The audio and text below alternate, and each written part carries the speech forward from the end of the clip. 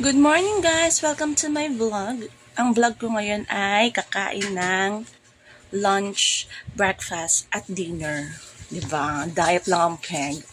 So, meron ako ditong red rice. Meron din naman kaming white rice doon. Sausawan na may sili. Siya makita siya. Yan! At yung sisig na binili namin kahapon ay kagabi. At niritong talong. Yan. Okay guys, let's eat. Okay.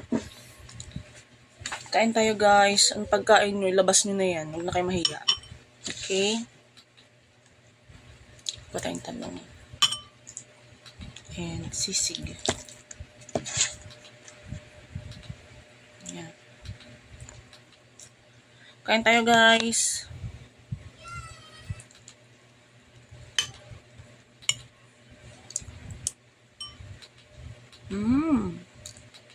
What?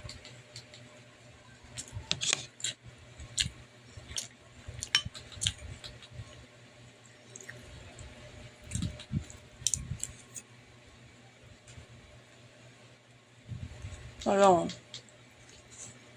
Napinilit ko.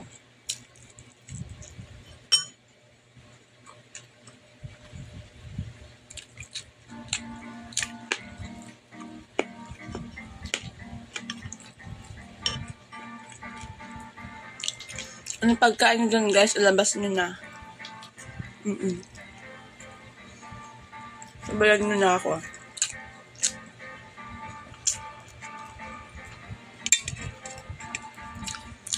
Sarap talaga ng talong mo. Pinilito.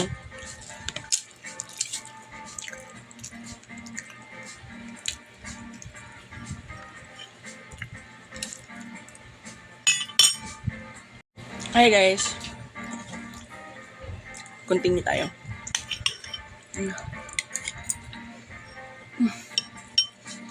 Ang sarap. Grabe. Happy Sunday sa lahat. Na?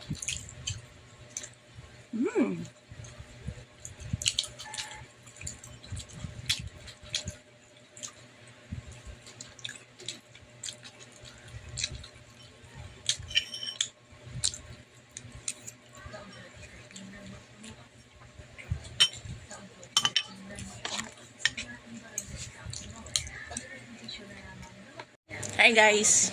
Wait lang, may tao kasi. Ito yung sisig. Tsaka late na rin akong kumain guys kasi late na rin ako nagigising. Oo. Kasi lagi rin akong puyat.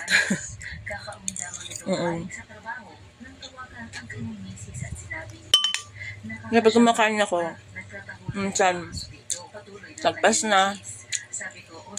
Minsan, hapon na. Inisip ko na lang na tinignan niya kasi meron kang second floor. Sinilip siguro niya, napansin siya sa taas. So, siya, magkatapat lamang ang bahay ng mga Fernandez at bahay ni Ronald. Kaya't maaaring napagbalinan ang aso si YP. At nang mapansin si Alberto, ay pinaputukan na rin ito. Nagawa pa umano ni Alberto na dumaan sa bubura upang humingi ng tulong. Ngunit binawian agad ang buhay sa ospital. Nanood kasi ako ng TV habang kumakain. Sunod niyang pinuntahan ang bahay ni Rhea Rivera. Nakasapuyang buntis ng panahon iyon. Sa tiyan niya, siya binaril ni Ronald, pati ang kanyang 3 taong gulang na anak na babaeng si John Monica. Na nasa loob ng bahay ay idinang niya rin. Matapos ito ay lumabas sa eskinita si Ronald patungo sa minyo. Yung sisig ni kuya may mga litid-litid pa. Ang sinumang makasalubong niya. Pagkakaalam ko sa sisig, walang ganun eh. Ay binaril niya ang personal driver na si Boya Toledo. Nagbebenta ng prutas na si Irene Funelas at magtataho na si Al Corio. Agad binawian ng buhay ang mga ito. Lamang ang inabot ng pag-aamok. Food is life. Sabing mayroong pang ikawaling napatay na nagngangalang Adorasyon Cabrera. Bumalik si Ronald sa kanyang bahay kung saan siya pinuntahan ng mga polis at hintayan na sumuko. Pinabutukan sa Hi. meron siyang sinasabi na mga parang akala ko dito yung palatanso, mga ganon term. Tapos, may mga dugo pang sinasabi, isang hibla lang kayo, ganun. Tapos mga parang, nagaan ng dugo, ganun. Sabi ko, pare, ito naman, hindi naman eh. Hayaan mo na, fast is fast. Sabi ko yun, tapos sabi niya, wala, parang galit ako. Nang nagpaalam umano si Ronald na magsi-CR, ay kumalipas na ng takbo palayo si Janet. Ayon kay John Paul, inabot ng umaga ang kanilang inuman at sa kalagitnaan nito ay nakita niyang gumagamit pa ng ipinagbabawal na bisyo si Ronald. Paikot-ikot daw ito habang Nakabusog ang ano guys, problema sa pamilya. white rice. Pero Kakaiba ang kinikilos hanggang sa maubos ko na siya. umaga at isagawa na ni Ronald ang kanyang pag-abo. Sinabi ni Ay, John bigat Paul ng tiyan ko. siyang i-reload ng armas ni Ronald dahil tinakot siya nito. Ikinuwento niya sa interview, wala na po, hindi ko na rin alam na ano. Nagkape na kasi ako kanina. Mangyari. Umibos na rin po ako, hindi na ako nagpariga sa tao. Tapos, Yun na pangyayari na ginawa niya na hindi ko rin dapat sundin. kumain na din ako. Natakot din Ma'am. ako na tinalo niya sa akin yung baril sa mukha ko. Kala ko talagang natatakot na ako na pag di ko sinunod, wala, mamatay. Sabi ni John Paul, hindi mo na talaga inuubos ni Ronald ang laman ng magazine niya. Nagtitira ito ng isang bala na gagamitin niya kay John Paul kung hindi ito magre-reload ng The Good Neighbor. Iba-iba ang pagkakakilala ng mga kapitbahay ni Ronald sa kanya. Sa iba ay mabait at mga asahan si Ronald. Ilan sa mga komento sa kanya ay, wala kami nakitang pangit sa kanila. Mabait silang kausap. Mabait naman siya po. Wala naman po siyang kaaway dito eh.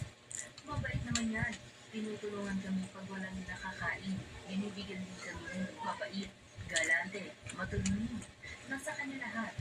Ewan ko po, bakit nagkaganoon? Ang pagiging galante ni Ronald ay indikasyon na sila ay may kaya. Ngunit hindi klaro kung ano ang pinagkakakitaan ni Ronald. Ayon sa kanyang ina na si Tomasa, nagbabayan sa magsasakyan ang kanila. Ayon naman sa kanyang asawa ay mayroon silang business na nag-breed ng panlaban ng manok. Sa investigasyon ay napag-alaman na si Ronald ay nag-breed ng mga panlaban ng manok.